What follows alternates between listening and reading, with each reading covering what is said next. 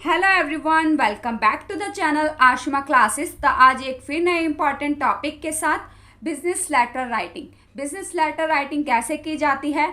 Business letter को हम formal letters भी कहते हैं। आज के इस वीडियो में आपके सभी डाउट क्लियर हो जाएंगे। अगर आप लोगों के सिलेबस में है बिजनेस लेटर राइटिंग तो ये एक एग्जाम पॉइंट ऑफ व्यू से इम्पॉर्टेंट टॉपिक रहता है। तो एक एग्जाम्पल के थ्रू समझेंगे, आपके सारे डाउट इसी वीडियो में क्लियर होने वाले हैं। आपको इस वीडियो को देखने के बाद किसी और वीडियो की नीड नहीं पड़ेगी। देखिए, you are Mayank living at 16 Golden Temple out road Amritsar Punjab. आप मयंक हैं, ठीक है। क्वेश्चन में इस तरीके से दिया जाएगा, कहाँ रहते हैं? 16 Golden Temple out road Punjab में।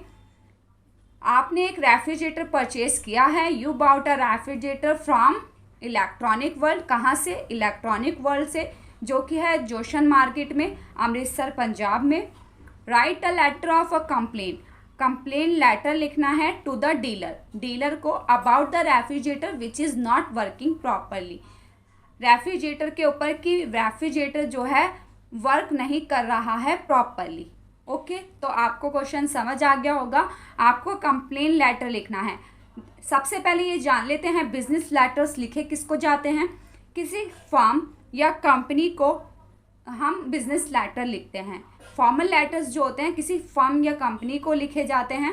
देखिए, इसमें आपको किसी डीलर को कंप्लेन लेटर लिखना है जो कि है इलेक्ट्रॉनिक वर्ल्ड के मालिक।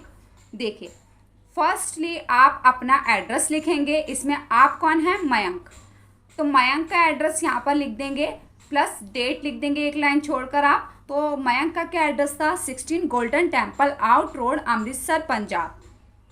तो यहाँ पर अपने अपना एड्रेस लिख दिया। सेंडर मतलब आप हैं सेंडर, आप लेटर सेंड कर रहे हैं, तो यहाँ पर सेंडर का एड्रेस लिख दिया जाएगा और डेट लिख दी जाएगी जिस दिन आप उस लेटर को भेज रहे हैं। देन यहाँ पर रिसीवर, जो उस लेटर को रिसीव करेगा। यहाँ कौन रिसीव कर रहा है उस लेटर को? Electronic world. जो उसका एड्रेस भी लिख देंगे, उसका इलेक्ट्रॉनिक वर्ल्ड, देन उसका एड्रेस जोशन मार्केट अमृतसर पंजाब। तो आपने फर्स्टली देखा, पहले सेंडर का एड्रेस एंड डेट, बाद में रिसीवर का, कौन रिसीवर है और उसका address, then subject. Third step है आपका सब्जेक्ट लिखना कि complaint about a refrigerator. Letter है किस बारे में? कंप्लेन के बारे में है, तो आपने वो लिख दिया है। फिर यहाँ पर लिखेंगे आप डियर सर्स। यहाँ पर सर्स क्यों लिखा है? क्योंकि आप किसी कंपनी को या फिर किसी फर्म को ये लेटर लिख रहे हैं, इलेक्ट्रॉनिक वर्ल्ड को आप ये लेटर लिख रहे हैं, तो आप सर्स यूज़ करेंगे। अगर किसी इंडिविजुअल को लिखते तो आप यहाँ पर सर यूज़ करते, लेकिन आप इसमें सर्स यूज़ करेंगे। देखिए, ये होता है हमारा बॉडी, ठीक है। फर्स्ट स्टेप था सेंडर का एड्रेस, सेकंड था हमारा रिसीवर का एड्रेस, थर्ड स्टेप था सब्जेक्ट एंड डियर सर्च करके फोर्थ स्टेप है हमारा body. I bought a frost free 265 litre Godrej refrigerator from you last month. मैंने परचेज किया था फ्रॉस्ट फ्री का 265 लीटर का गोदरेज रेफ्रिजरेटर फ्रॉम यू, आपसे, last month. Write your receipt number, जिसका रिसिप्ट नंबर है A121। किस डेट को खरीदा था? 10 अप्रैल 2024। देखिए, जो भी डेट आप यहाँ लिखेंगे उससे एक महीने पहले की डेट आप यहाँ लिख देंगे।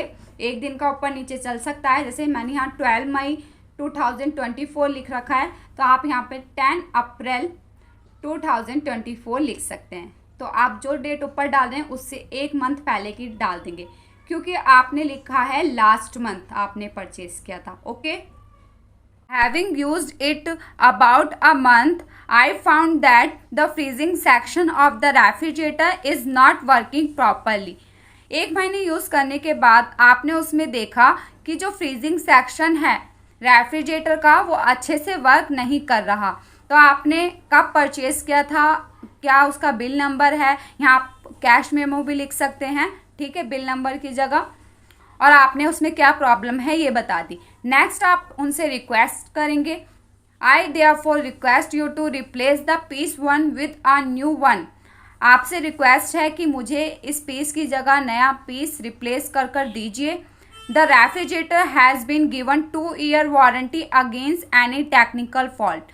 जो रेफ्रिजरेटर है वो मुझे 2 ईयर की वारंटी के साथ दिया गया था अगर उसमें कोई भी टेक्निकल फॉल्ट आता है। तो आपने ये बता देंगे। I hope you would do the needful as early as possible because without freezing section the fridge is of no use. मुझे उम्मीद है कि आप मेरी इस नीड को फुलफ़िल करेंगे जल्द से जल्द, क्योंकि बिना फ्रीजिंग सेक्शन के फ्रीज का कोई भी यूज़ नहीं है। लास्ट में आप लिख देंगे thanking you your faithfully Mayank.